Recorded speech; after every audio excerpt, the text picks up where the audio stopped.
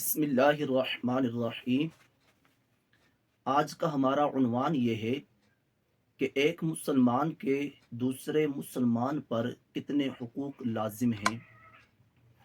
شریعت مطہرہ نے کچھ چیزیں ایسی ہیں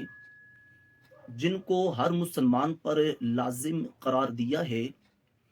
اور وہ اعمال، وہ اشیاء اس معاشرے کا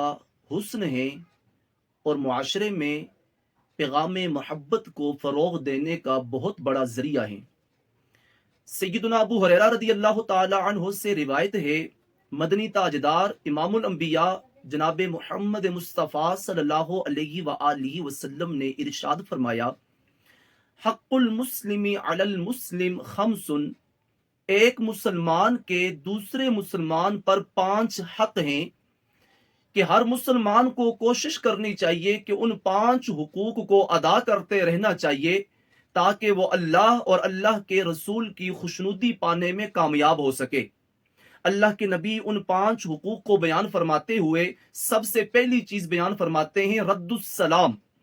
جب ایک مسلمان دوسرے مسلمان کو سلام کرے تو اس کا سلام سن کر اس کو سلام کا جواب دینا یہ مسلمان پر مسلمان کا حق ہے، اور یہ واجب ہے کہ وہ اس کے سلام کا جواب اس کو دے۔ دوسری چیز اللہ کے نبی ارشاد فرماتے ہیں وعیادۃ المریض، کہ اگر ایک مسلمان بیمار ہو تو دوسرے مسلمان کا اخلاقی حق ہے کہ وہ اس مسلمان کی تیمارداری کے لیے حاضر ہو، اس کی بیمار پرسی کے لیے وہ اس کے پاس حاضر ہو۔ یہ ایک مسلمان کا دوسرے مسلمان پر حق ہے۔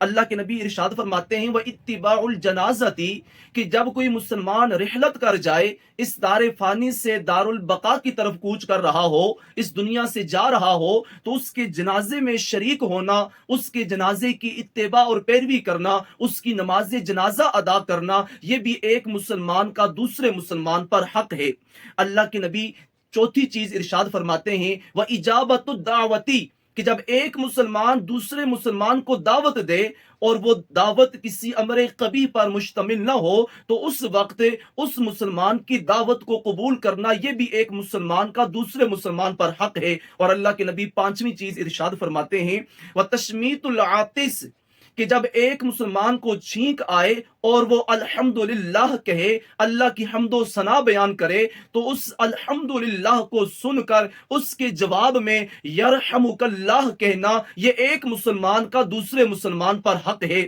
اگر ہم ان 5 چیزوں کو غور و فکر کے ساتھ، نظر عمیق کے ساتھ دیکھتے ہیں تو یہ 5 چیزیں اس مسلم معاشرے کا حسن ہیں۔ اگر ہم ان پر عمل پیرا ہوتے ہیں تو ہماری بہت سی جو باہمی رنجشیں ہیں، جو اندرونی قدورتیں ہیں، وہ ان 5 چیزوں پر عمل کرنے کی برکت سے ختم ہو سکتی ہیں۔ اللہ کریم اس فرمان مصطفیٰ پر ہمیں عمل پیرا ہونے کی توفیق عطا فرمائے۔